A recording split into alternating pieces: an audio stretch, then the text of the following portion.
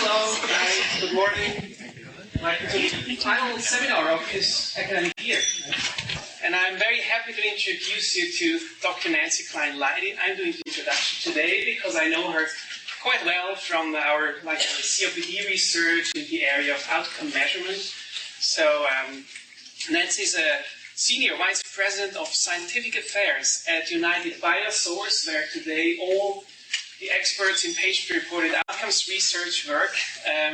She has extensive experience, 25 years of experience in clinical research, with a particular focus on instrument development and design and analysis of clinical trials that use patient-reported outcomes or other functional outcomes.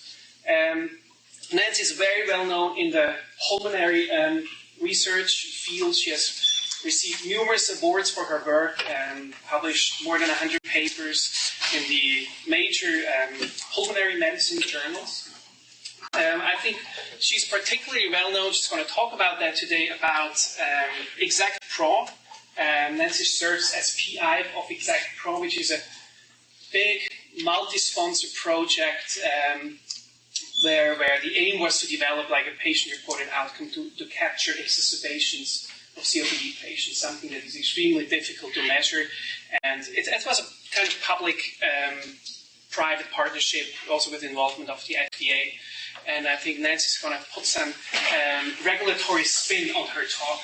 So Nancy has a PhD in clinical research from University of Michigan, and a Bachelor of Science degree of Michigan State, and a Master's degree from the University of Washington. And I think before you start, I would really like to emphasize I'm so happy that she's here, because I think Nancy was one of the driving forces behind major developments in the area of patient-reported outcome development over the last few years. So there were not only introduction of new statistical techniques into the field, but I think there is much, much greater emphasis on the so-called content validity, like what the instrument actually measured. And Nancy was, I think, one of the driving forces behind that movement. So thank you very much for coming. Sure, Mila. Thank you. Thank you for the kind introduction. It's wonderful to be here. It's especially wonderful to be here after I drove around a little bit looking for parking and things like that. So thank you for your patience this morning. I'm sure that's true, I'm sure.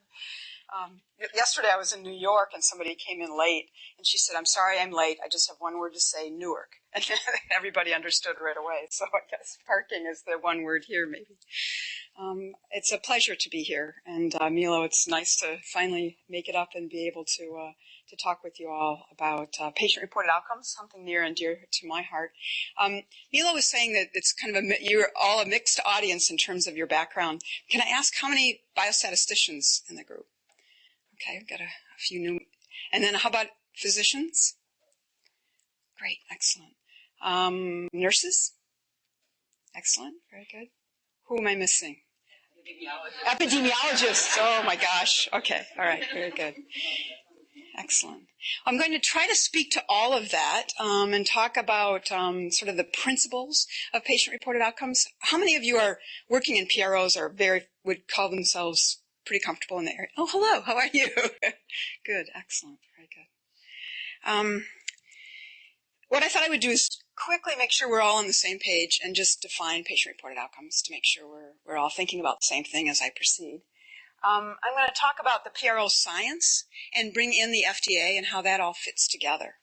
And since the title of my talk is around clinical trials and clinical trial design, and I know a lot of you work in that field, I'm going to actually talk about PROs and how it fits into clinical trial designs and some of the questions that I frequently get and a bit of the world that I'm living in terms of the kinds of issues, problems, and possible solutions around clinical trial design and execution. And that all fits very closely into what the FDA guidances are telling us. And then have you all heard about the drug development tool qualification process that's going on right now? I'll just mention that a little bit because I think it's an interesting process. And the ExactPro is the first to go through that system in the U.S., so that makes it kind of exciting as well. Does that sound like a good way to wake up your morning? I hope you have coffee and rolls to keep going as well. So. A couple things about the term patient-reported outcomes, and that terminology actually arose around the FDA and work that we were doing with the FDA a number of years ago related to health-related quality of life. And as we were talking, and it was the ISPOR group and the ISAQOL group and the FDA, we were all together actually talking about health-related quality of life as an outcome and realized that what the patients tell us go well beyond just health-related quality of life. There were many, many patient-reported outcomes that are relevant, and hence the term was coined patient-reported outcome to include health-related quality of life, but not be exclusively health-related quality of life. That's a common problem in our field, actually. People think that when you're talking about PROs, you're talking about quality of life. That's true, but you're talking about many other things as well.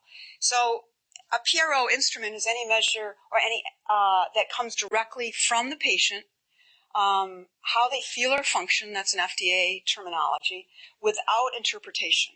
So years ago, it was often the case where the clinician would interview the patient, interpret what they said, score the patient on dyspnea or other outcome, and then that score served as the representation of the patient's voice. Now we're asking the patients directly themselves through these PRO instruments to score and rank their experiences. The idea behind PROs, especially as it relates to the FDA, is to quantify and understand the burden of illness and the impact of treatment. And then the data generated by a PRO instrument can provide evidence of treatment benefit from the patient perspective. So for pharmaceutical companies and drug device companies, this is extremely important because what they want to be able to do is to show the efficacy of their treatment from the perspective of the patients themselves. Some things can only be provided by the patient. Pain, for example, and the relief of pain, that has to come as a PRO. So what are some examples of PROs that we're talking about? Symptoms, physical symptoms, including frequency, duration, severity, impact. Symptoms, psychological symptoms, such as anxiety and depression, and well beyond that, of course. Psychological well-being, happiness, contentment, life satisfaction, things like that. Functional performance, including things like physical function or activity level, work productivity, health-related quality of life, and then treatment satisfaction or preference. These are all pieces of information or outcomes or concepts that can only be measured by asking and querying the patients directly.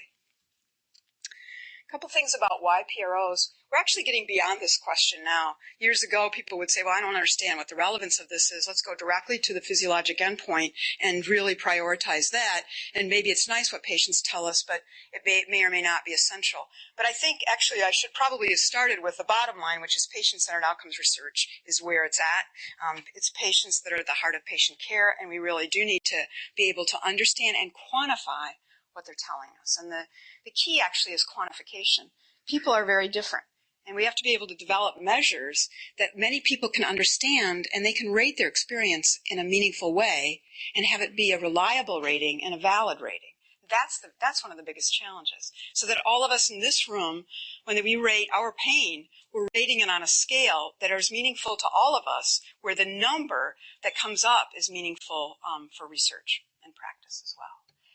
So we can help, PROs can help us identify, quantify, and understand issues that are important to patients, the burden of illness, the patterns of illness, the trajectories of illness, clinical trials, obviously, for treatment effects. It increases measurement precision. We can get information directly from the source with no intermediary.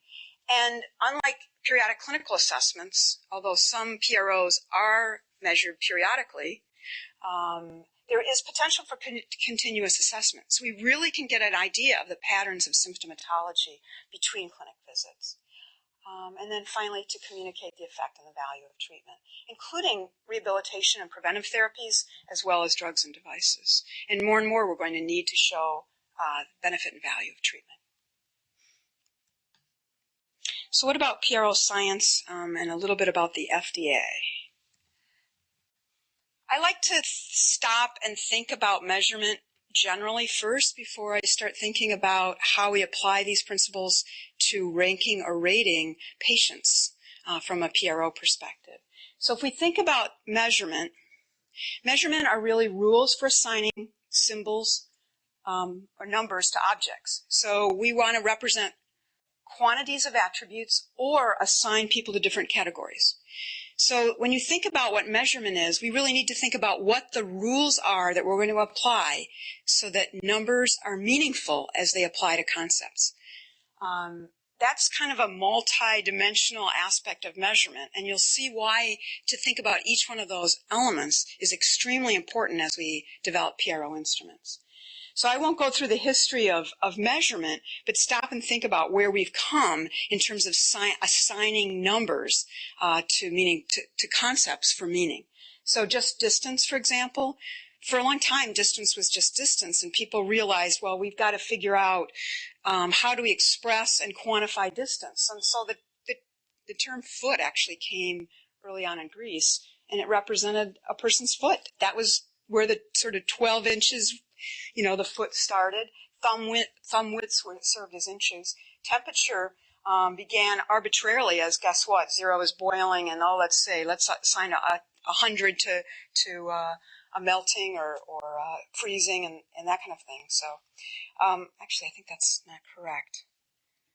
Yeah, it's so you can see where the numbers are important and how you assign the meaning to it are really important, because everybody all of a sudden said, wait a minute, that number's not right because that's not the right correspondence.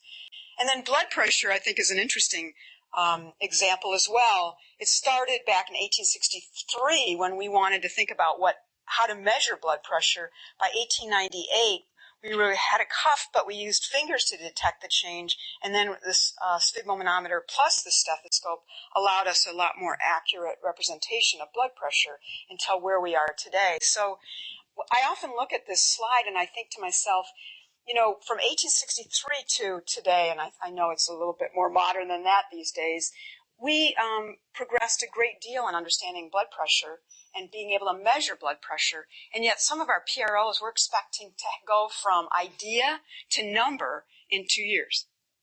So, we're sort of asking a lot of PROs sometimes when we think about the development and evolution of physiologic outcome measures. So, if measurement is assigning rules and assigning numbers to give meaning to concepts, there are 3 measurement properties that are really important in order for any measurement instrument in order for that instrument to be meaningful, right? Validity is, are you really measuring the concept? That is the score going to really represent what you want to represent? So are millimeters of mercury a representation of blood pressure? Are liters a representation of pulmonary function, et cetera, et cetera? This is an area that I spend a lot of my time, because one of the things that I find is that people don't really know the concept that they're trying to measure. That sounds kind of funny, but oftentimes people will say to me, I want to measure a PRO. Well, okay, you want to measure what the patient's reporting. What aspect of the patient's experience are you interested in? Well, I think I'm interested in how well they're doing on their treatment. In what respect? And then you ask yourself again, is it a symptom that you're interested in? Is it a physical symptom, a psychological symptom? Is it feelings of well-being? Is it treatment satisfaction? And you have to keep going down and down and down until you really get the concept that you're interested in. You don't have a valid instrument until you have a valid definition of the concept. And I've got a couple of examples, another examples in a minute. So types of validity include content, construct, concurrent, known groups. There's a lot of words for that. The bottom line is, are you really measuring the concept? The FDA is extremely concerned about this because it's what is represented by the number. The second attribute or measurement property of interest is reliability. Are you measuring whatever it is accurately? Are the scores precise? Are they consistent over time in stable patients? And then an element of reliability and validity is responsiveness. Do the scores change when you know the patient is changing? Sometimes that's a challenge. And are those scores interpretable? So the bottom line for any PRO, just like for any physiologic measure, is that we want to know what a 4 means. We want to know what a 12 means. We may know that 12 is more than 4, but we may not know how much more meaningful 12 is than 4. And we need to understand what the difference is. So the example on the right-hand side there is we're really trying to develop a ruler. And we're trying to develop values that represent certain aspects of the patient experience. And all of those values need to have meaning so that we can interpret them. It seems simple, but if we don't remember those basic concepts and keep reminding ourselves of that, then we kind of can get off track and start assigning numbers, and we're not quite sure what those numbers mean. And it's not really as intuitive until you develop an idea around the numbers over time. So I mentioned content validity. What are you really measuring? And the idea behind content validity is that the content and the score reflect the concept.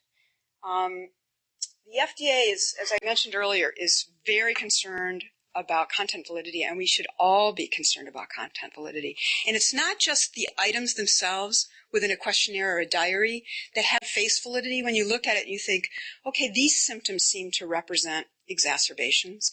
These symptoms have face validity. So if you saw knee pain in an instrument of exacerbations, you'd kind of think, well, based upon your expertise in the area, you might say, but knee pain is not really a symptom of exacerbation. So that wouldn't have face or content validity. But if you have cough and sputum and all the other elements of exacerbation in there, it has some face validity. But we can't just use face validity in our clinical knowledge and intuition. We really do need to go to the patients themselves because that's the data source.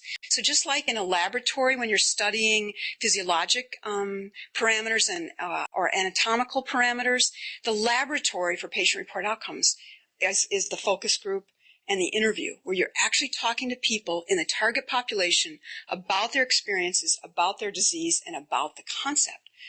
And it's from those data, that qualitative information, that you pull and develop the content of a patient-reported outcome.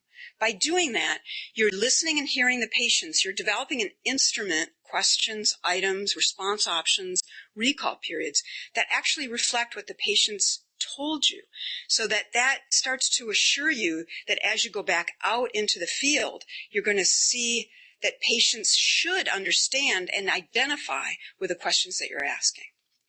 So there's actually two steps of content validity. The first is that elicitation piece, going to the patients in focus groups and interviews and asking them, tell us about your symptoms, tell us about your exacerbations. What do they feel like? What do they sound like? Walk me through the last exacerbation you had and tell me what kind of symptoms did you have? When did they start? Which one was worse? How would you describe their severity? Because that all informs the content of the instrument. Once you've developed and drafted an instrument, you actually go back out to the laboratory, back out to the patients, and you actually have them read the questionnaire and talk to you about what they're hearing. So this is a new group of patients that have never seen this questionnaire before, but it's the same target population, the same patients who you ultimately want to use the instrument in. And you give them the questionnaire, and you have them respond to the questions from their experience. And then they actually walk you through their thinking and their interpretation of the items. This is a blast. This is so much fun because you can hear from the patient whether you're asking the questions in the right way and whether they're interpreting the items the same way you intended it. And a lot of times we'll write items, how was your cough today? Not at all to I coughed all day. And then the patient reads that, selects a rating on the scale, and then talks to you about, well, let's see, this morning when I got up, I was coughing extensively, and it was a really harsh cough, so I chose 3. If it was a mild day for me and I wasn't coughing at all, I would have chosen 1. So they walk you through it. That's why it's called cognitive interviewing. You're interviewing them about what their cognition is, what their thinking is, to help them understand what the instrument is about and help you make changes and adjustments to make it more clear. Question? So do you worry about when the instrument is then fielded about kind of cognitive biases that, have been reported by Kahneman, Tversky, and those kinds of people about anchoring effects? Or, you might ask when you discuss a question and then you ask them to actually fill out the instrument, as opposed to just having them fill out the instrument, you can get like different answers. Right. Actually, there are different philosophies in terms of how to do this. We find it there's a think aloud method where they read it out loud, tell you what they're thinking, select the item. We generally find that that's a very difficult cognitive task, and it's actually more helpful and easier for most patients to complete the questionnaire in silence first, and then go back and talk about each item. And I think that's partly to mimic the completion of the instrument as you would do it in the field in studies going forward. And it also is to reduce the cognitive burden and the bias that you're introducing by explaining item 1, then item 2. By the time the person gets to item 3, they're thinking about the subsequent items differently because they've talked aloud. So it's kind of a long answer to your question. I guess the short answer would be yes. Are you confident at the end of the day the instrument you develop is immune to these sort of cognitive biases that really impact? I don't know that immunity, I don't think you can guarantee that anything is necessarily immune. Yeah, and there are a lot of cognitive issues. Right. Yeah, and what you're trying to do actually is to get rid of big noise as opposed to noise. Or there's response bias. There's all kinds of biases that are part of the survey design world. In this case, you're trying to get rid of any misunderstanding, misinterpretation, and making sure that any subtleties that you're looking for in the response scales are addressed as completely as possible.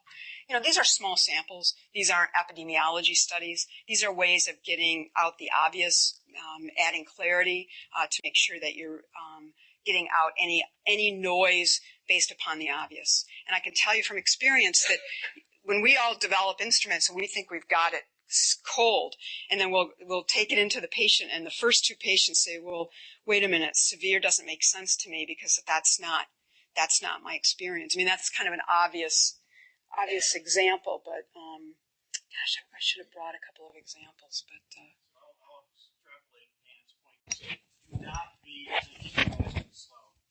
Or never ask anybody, including yourself, a question about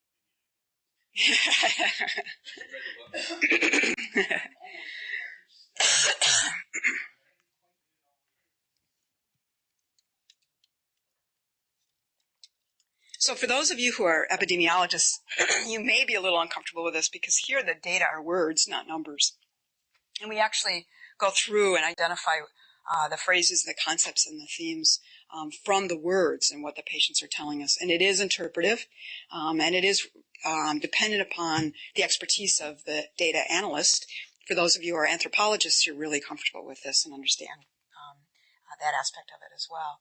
So the result are instrument development and evaluation. And I hope to give you some examples from the exact Pro work that we've done.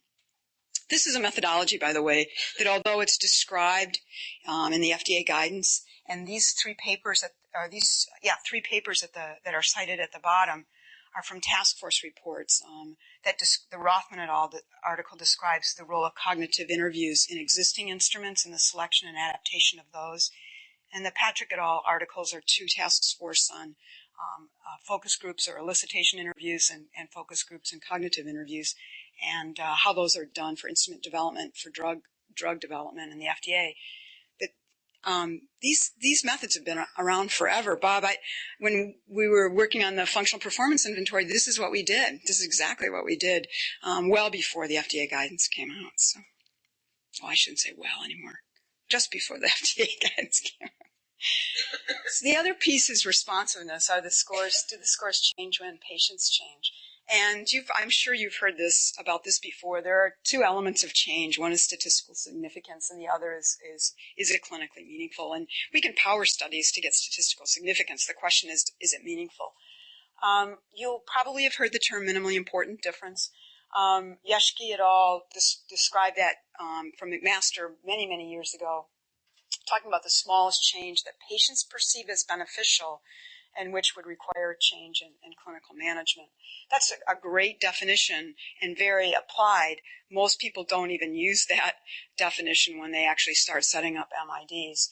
The FDA guidance has actually taken out reference to MIDs as it applies to looking at mean differences between groups, and they are pushing people to actually interpret data by using responder analysis instead. So in that case, what you're doing is you're applying the MID formula to individual patients and then determining the percentage or proportion of patients in each treatment group who experienced a clinically meaningful effect from the treatment. You can compare the differences using statistical significance on means, but the interpretation they're looking for is around responder analysis. I just want to make one comment. Sure. You say the smallest change that patients perceive as beneficial. It could be the other direction, not beneficial, as detrimental. Depending on Sure. the disease you're working Yeah, with. yeah. I mean, not all treatments are effective and not all treatments improve your status.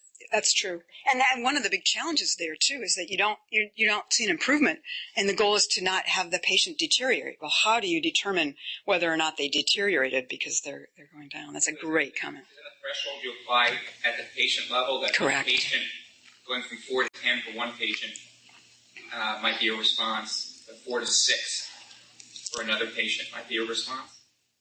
No, it's standard across each patient. So you actually determine the MID that can be applied across all patients. Yeah. It's, No, yeah, that's a huge debate about yeah. that. But you should relate it to some baseline value. In other words, you have the same number across the entire spectrum. Because we all perceive pain differently, right? I mean, it might be. So, Right.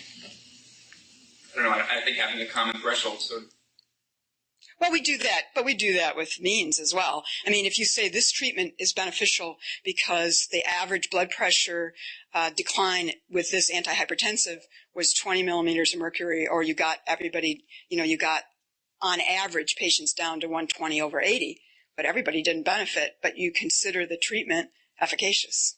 that's a physiological measure. Yeah, but the same principle applies. But These patients are perception. But there were patients there who were in the treatment group that did not benefit from the antihypertensive, but the drug is considered beneficial. And even beyond that, like, the blood pressure measurement is an average. So, for some people, and I'm making up these numbers because I'm not a clinician, but for some people you can have 140, which let's say that's high blood pressure, but it won't be an issue for you. But on average, patients who have blood pressure of 140, that's a problem.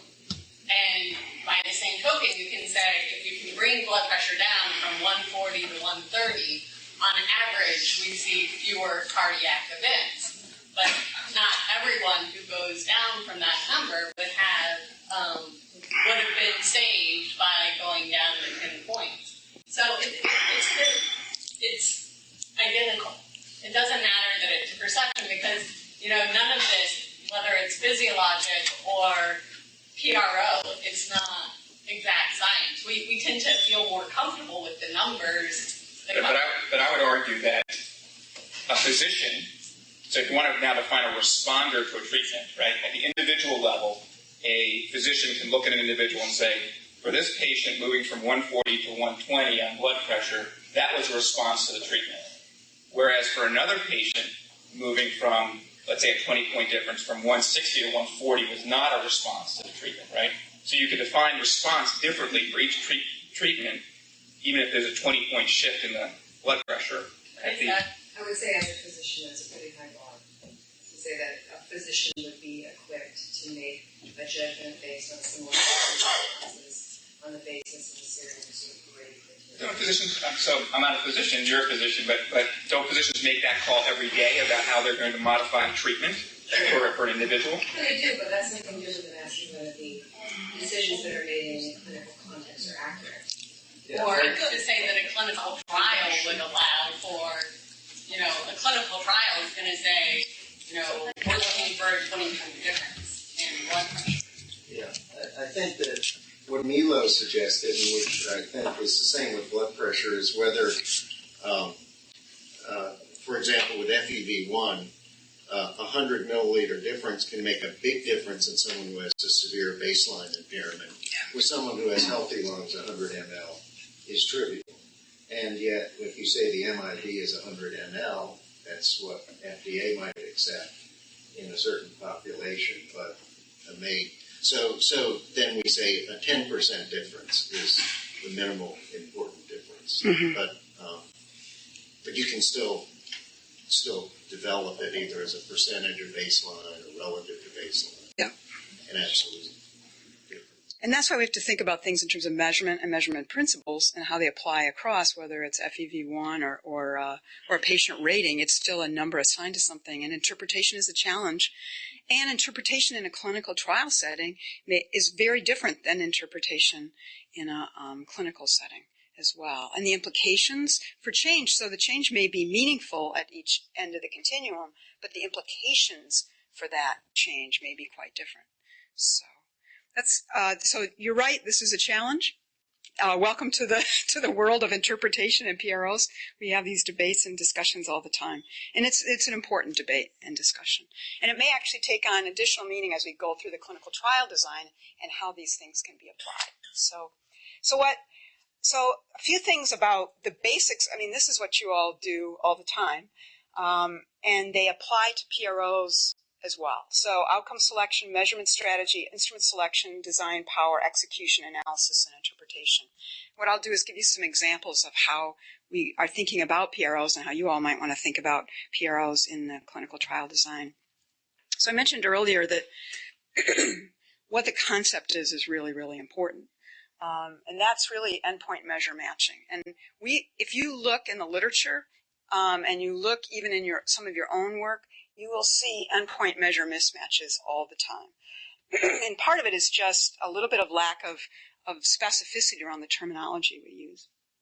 So we start with a hypothesis, which is a concept of the relationship between A and B, or the effect of treatment on A or B.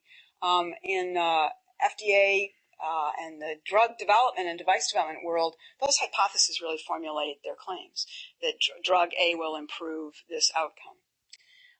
That hypothesis will then inform your measurement strategy. When are you going to measure it, and how or what instrument are you going to be using? And then you want to think about the positioning of the endpoint model that goes with that those hypotheses. That is it going to be a primary, secondary, or exploratory endpoint? That, again, from the FDA perspective, that's extremely important. That's where they put their attention. Primary and secondary get in the label, and that tells you a little bit about how clinicians can be informed about how the drug works and what the endpoints or outcomes should be expected. Exploratory are exactly that. They're exploratory, and the likelihood of getting into the label are zero. But endpoint measure matching, a couple of examples in terms of terminology and precision that help drive the selection of instruments. So if you think about the meta concept of pulmonary function, drug A will improve pulmonary function. Conceptually, that makes sense. Okay, we're going to improve pulmonary function, but what does pulmonary function mean? You can't really quantify that until you start to become more specific on what pulmonary function means. So let's think about more specific concepts, which is drug X will improve airflow obstruction or reduce airflow obstruction as a primary endpoint. So now you're thinking, okay, airflow obstruction, when and how will that be measured? And those in the audience who work in pulmonary know that there are lots of different airway obstruction indicators, but let's take post-bronchodilator FEV1 using XYZ spirometer. So now what we've done is we've taken a concept of pulmonary function because we think our drug will improve pulmonary function, really narrow it down to airway obstruction. We're moving that to the primary endpoint parameter. We want post-bronchodilator FEV1 using a specific spirometer or set of spirometers because those spirometers will help us be more precise in the measurement and the assignment of numbers to that concept. Now let's think, though, is it only airway obstruction? Is it possible, actually, that you can reduce obstructive variability? Well, variability, that's really interesting. Day-to-day variability? Is it the patient's airway obstruction, maybe as a secondary endpoint? But now we're thinking variability, so we've got to capture that. If you bring them in every 6 months for a cross-sectional look, you're probably not going to capture that variability. So now let's start thinking about it as a daily assessment of maybe peak flow, or I know there are spirometry, personal spirometry indicators now, using ABC device. So these are two physiologic parameters positioned in a certain way, both of which address the pulmonary function issue, but they're measured differently, positioned differently, and they're assessed differently in terms of clinic visits, periodic every 6 months versus daily assessment. We have to apply those same concepts to PROs. So now we've got a drug that we think is going to improve pulmonary function, but we're also interested in whether or not by improving that pulmonary function, including the overall airway obstruction and the day-to-day obstructive variability, whether that can apply to functional status. Does the patient improve? Do patients improve on their functional status? Well, what is functional status? It's something that I looked at when I was a fellow at NIH. That literature was a mess, and it's still not that much better, actually. But let's be more specific on functional status. Does it improve exercise tolerance? Very specific. put them on a cycloergometer. Now, 6-minute walk tests, one could argue whether or not that's exercise tolerance because it's self-paced. But we're starting to get at exercise tolerance as the element of functional status that we're interested in. But what about their day-to-day performance? You can't bring them in every day for cycloergometer, and to what extent does putting a patient on a bicycle really assess the patient's experience day-to-day? In fact, I had a patient, we did an interview around cycloergometry, and a patient said to us, I don't understand why he puts me on the bike because I bike here, but I never bike elsewhere. And she doesn't bicycle at home, and she didn't see the link between her exercise tolerance and whether or not it predicted her ability to work, to do her activities day to day.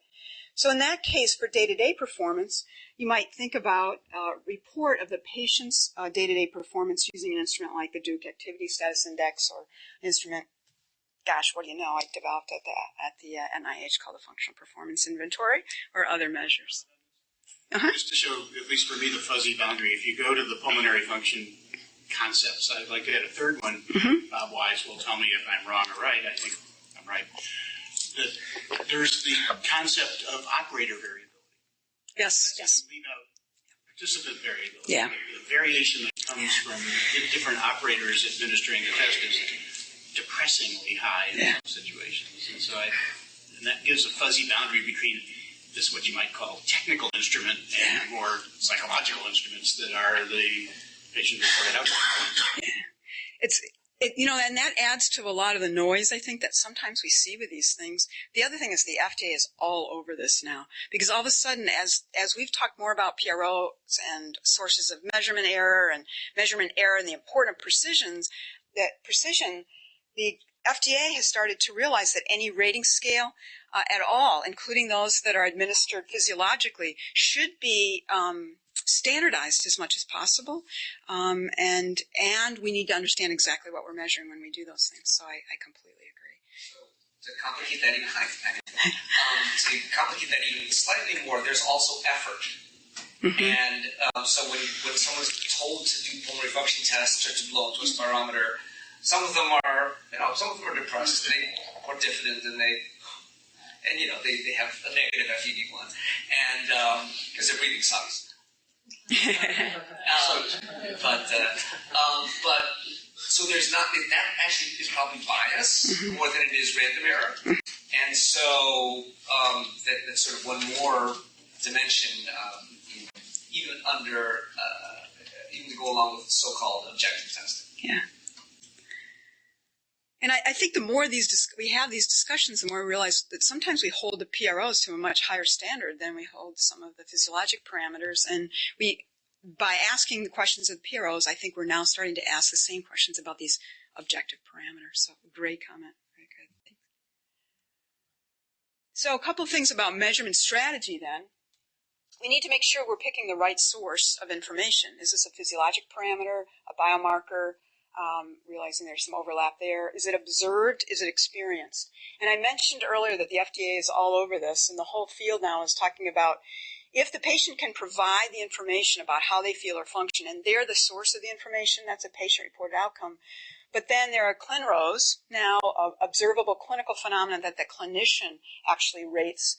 And then there are caregiver or OBS-ROs. I don't know who's making up all these, but which when the patient can't report or report reliably, and it can be observed by a caregiver, then there are situations when these OBS-ROs or caregiver observer outcomes are helpful. Two areas that probably come to mind immediately. One is pediatrics.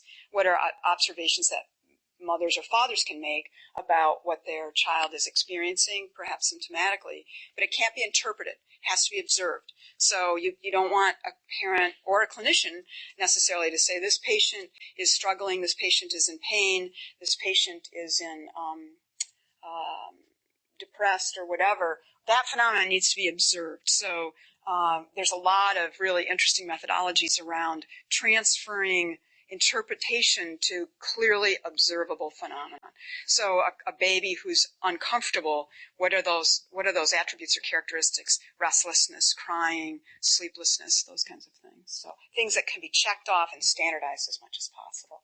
So the right source, the right respondent, and the right timing and recall. So the frequency of the clinic visit, how appropriate or is the recall period that's associated with the observation or the concept, and then what about daily assessments? We talked about a couple of daily assessments, and in PROs now, the two instruments that can be used now to help with daily assessments are electronic diaries or PDAs, well, like handhelds actually, and interactive voice response systems for getting daily symptoms or activities or other kinds of things. And then there are also methodologies for random or continuous assessments. So ecologic momentary assessment, where the patient is periodically asked, how are you feeling now, through a random query from a handheld device.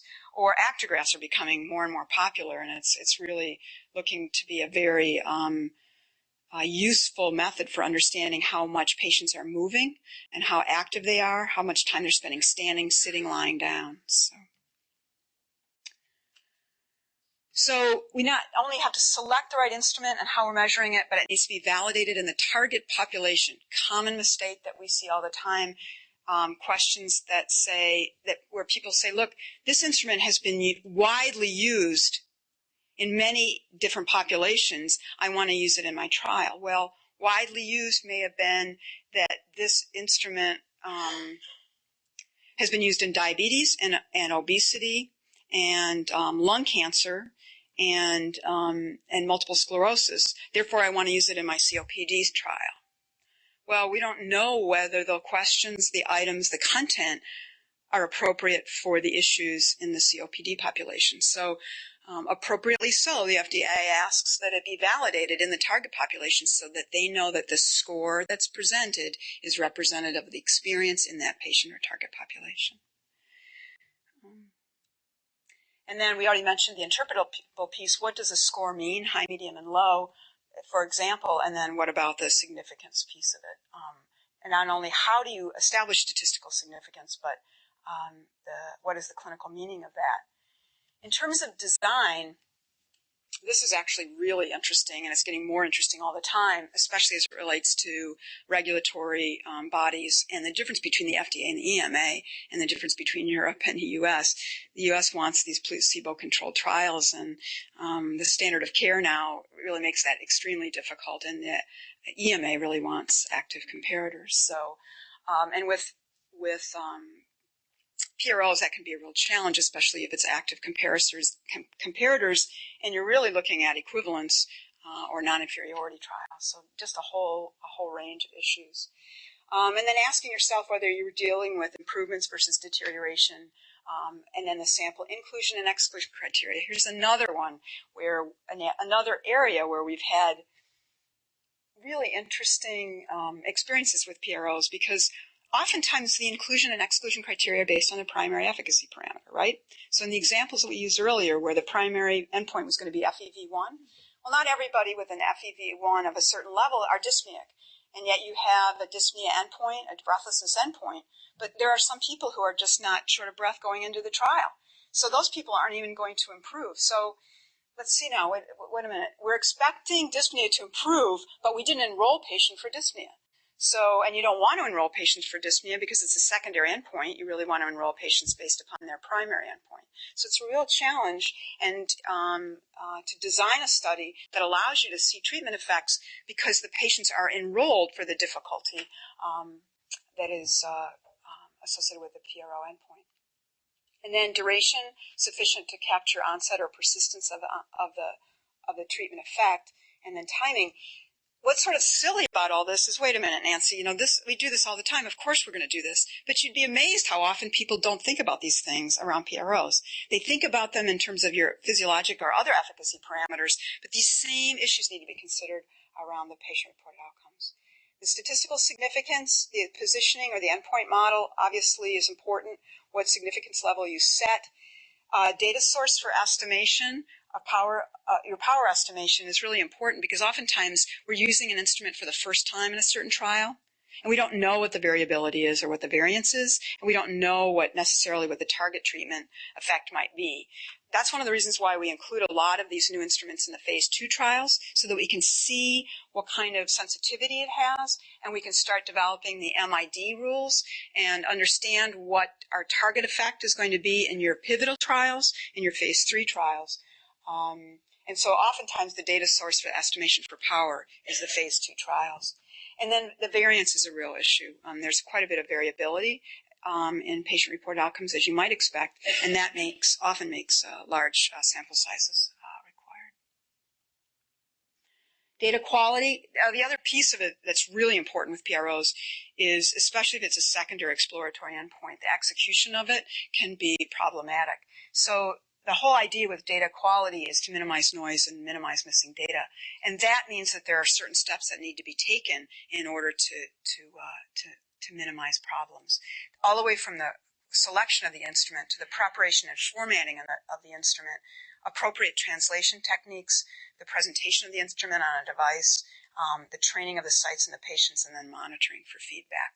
The exacerbations of chronic pulmonary disease tool that we developed for evaluating exacerbation outcomes in COPD, it's a handheld device.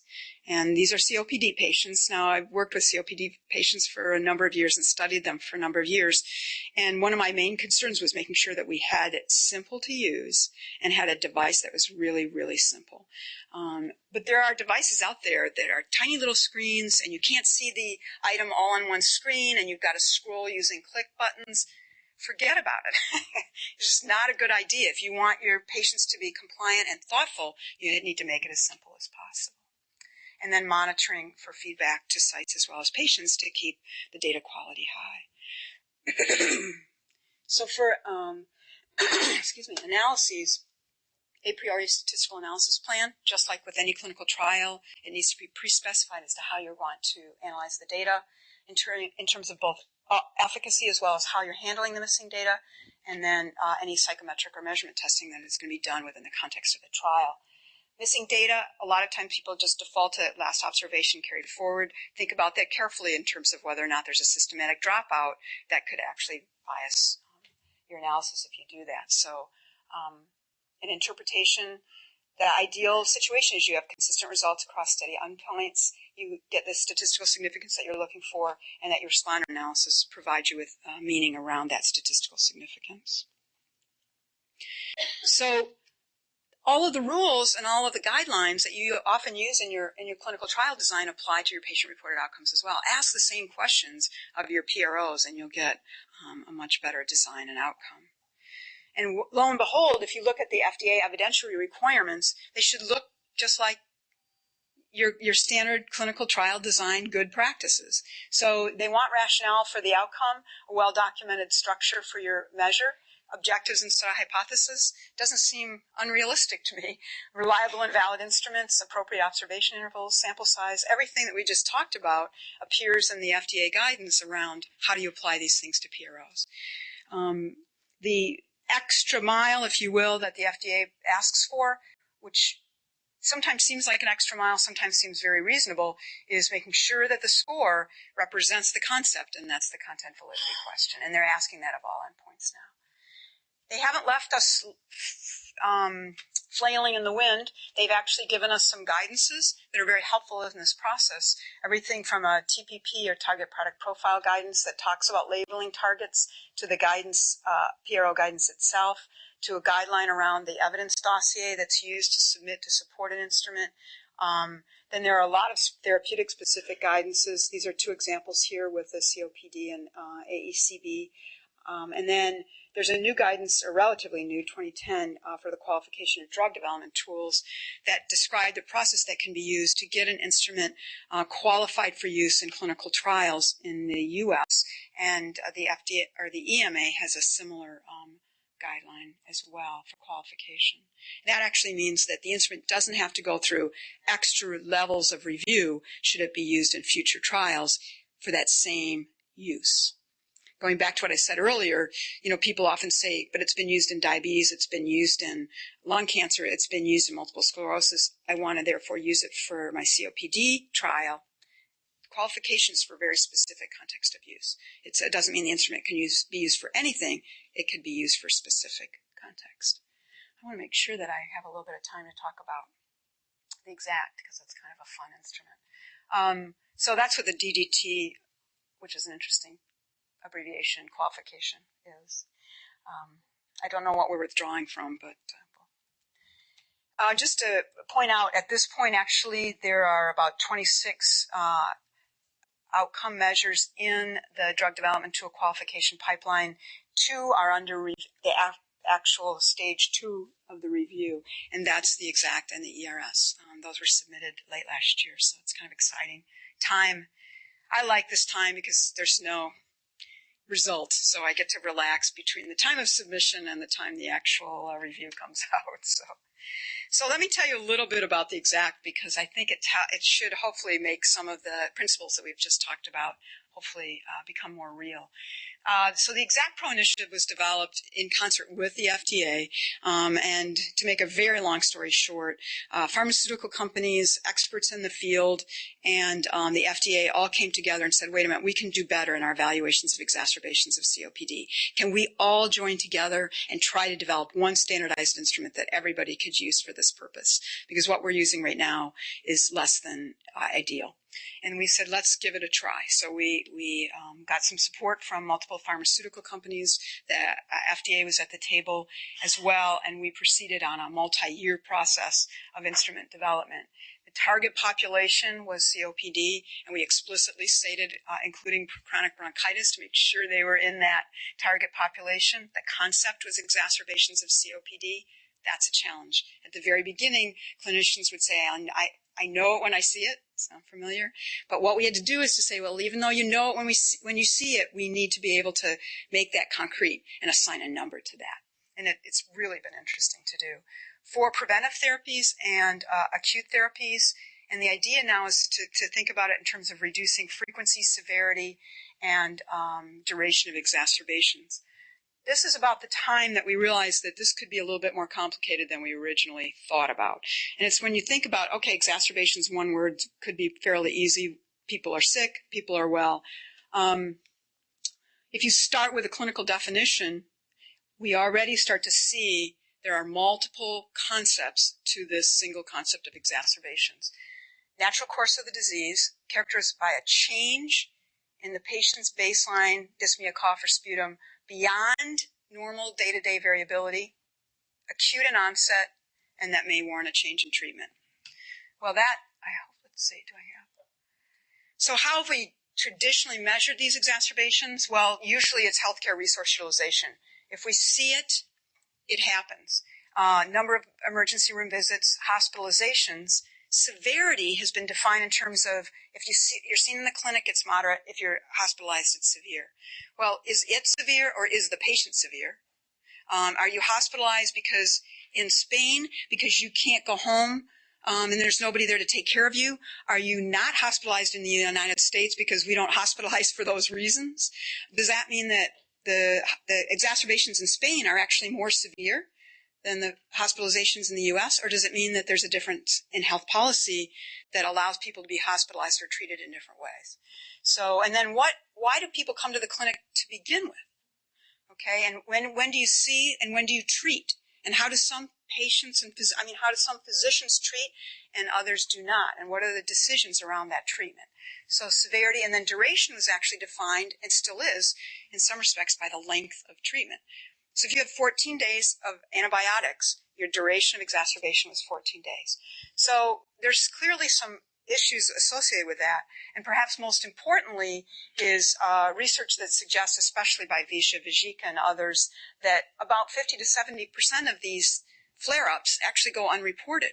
So if that's really true, we're missing out on a significant portion of exacerbations that are self-treated and aren't associated with a clinic visit or hospitalization. So let me just tell you a little bit about what the issues are with this patient-reported outcome.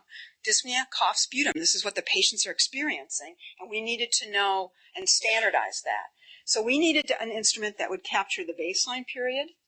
We needed to identify when a score increased enough to to indicate that an event had occurred but not have it be just a bad day. We needed to know when it improved, when it stabilized, and when the next event occurred, and then when that stabilized. That would be for preventive therapies to get frequency, severity, and then duration. So what we thought was one concept, exacerbation, ends up actually being multiple concepts, including baseline, frequency, severity, duration, recovery. Acute treatment's a little bit easier because the patient comes into the clinic. In that case, they're treated with an acute therapy. We can capture their value at the time of the clinic visit. The challenge is you don't have a baseline, so you have to determine when the patient has stabilized in order to determine whether or not the patient has recovered from therapy.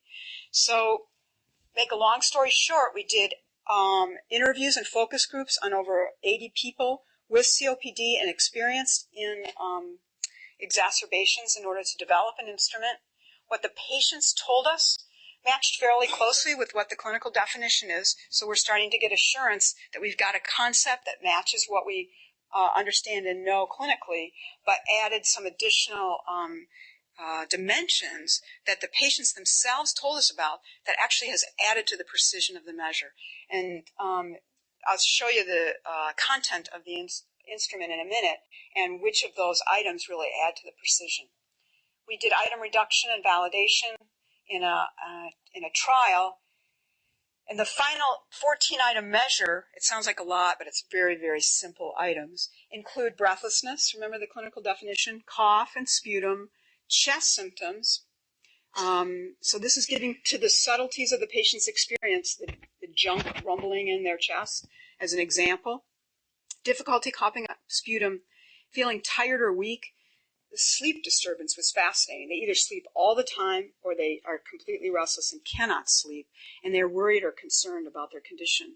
It's the total score that reflects the exacerbation information that we need in order to show an event that has occurred. We looked at reliability, we looked at validity, and this is in the Blue Journal described there. And let me show you a couple of graphs because I know we're getting short on time now. This, I remember when the SAS programmer brought this to my office personally because this was the pattern we were looking for. If the instrument didn't show on a clinic visit a high score and improvements over time, the instrument was not going to be working for us. So this was a very conservative validation study where we enrolled patients when they were acutely ill and followed them for 28 days. Hoping and looking for, hypothesizing that we would see this trend. We also hoped we would be able to see it would differentiate a small a group of stable patients over a 7-day period in the first 7 days of an exacerbation, and it did differentiate those two groups, which was great. And this gets at a question that was asked earlier.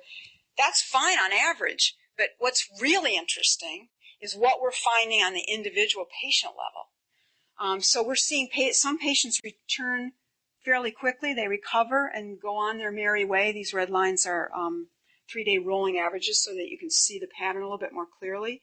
Some patients improve and then they get worse again. Some patients improve, stabilize, improve, stabilize, improve, stabilize, and others just struggle. They're really having difficulty. If you only had certain clinic visits, you might capture some of this. If you had a clinic visit here, for example, you'd conclude that this patient would have recovered unless they called. If they didn't call, then that patient was recovered. So you get a lot of information around individual patients, and we're talking about doing a lot more analyses around these. I noticed about 6 slides back that you validated, you said use as a gold standard FEV1. Is at the bottom of the slide? Yeah, well, it wasn't. We couldn't use. We correlated it with FEV1, but we didn't expect it to see a high correlation, and it was not high. Okay. Yeah. So it correlated well with SGRQ. That's why we used the term appropriately here. It correlated well with SGRQ-C, but it did not correlate well with FEV1. And we didn't actually do FEV1s during the course of the event itself. It was only baseline stable FEV1. So. It also tells us about what's happening around an event. We've got data now on over 1,500 patients prospectively, and this is one of the graphs that we're going to be actually showing at the ATS conference. The scores rise before a clinic visit and then fall during the recovery. So it's rising and falling in a way that we would have hoped around an event. But not all events have rises and falls in exact scores. And at first, people were like, uh-oh, there's something wrong with the exact. But then we started talking about it. When do patients come to the clinic? Why do they come to the clinic? And when are they treated? And if those of you who are in practice know, they can come early because they have a scratchy throat and they know they're going to have an event, so they want to anticipate that and get antibiotic therapy. They're going to be seeing their grandchildren in a couple of weeks. They're not feeling quite right.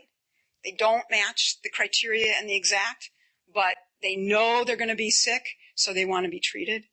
There are lots of different reasons why people go to a clinic. So now what we have to do is look at what are the situations when the exact scores don't go up to the peak level and what's going on there. The other thing is that we were very conservative in the scores that designate an exact event using, the exact, an exacerbation event. So the scores rise, the scores fall, but they might not reach the threshold we selected as clinically meaningful. So those might be early responders or early detectors, which is a really helpful thing to know. Oops, wrong direction here. So a couple things about, so that doesn't necessarily mean that the exact should be used for everything. It's not needed to track everything, obviously. And in fact, you could do periodic assessments using an instrument like the COPD assessment test, the CAT, and still capture some of what's going on with an exacerbation. You just won't pick up the day-to-day variability and then get the full story, but you'll get a good story, and it may be good enough for the purposes of your trial or your clinical practice. And in fact, this is an example of periodic assessments can tell you what's happening to the health status of patients over time without the day-to-day information that's required with the exact. This is just to let you know that there are other collaborative projects going on. It was the first of what ended up being many. The Critical Path Institute has got a PRO consortia program where they've got multiple consortia going on now, so it's really been fun to see that this consortia system works and other people are picking up the process. And the IMI initiative, as you probably all know well, is ongoing in Europe to look at dimensions of physical activity and improving measurement in patients with COPD around functional activity. So what I tried to do today in a very short period of time is to provide an overview of PROs, a little bit about the science, bringing in a little bit about what the FDA is expecting, some of the challenges, some of the things that are unique, but really not that different than other endpoints, and then using an example from the ExactPro to say that it takes a while to do these things, but it's really exciting that if you do your homework up front and really spend quite a bit of time on the content validity and the interviews and the instrument development process, that as the data start coming in, and they're just now coming in, you start to see that an instrument can be reliable, valid, and useful for measuring outcomes in many populations, including patients with COPD. So thank you so much.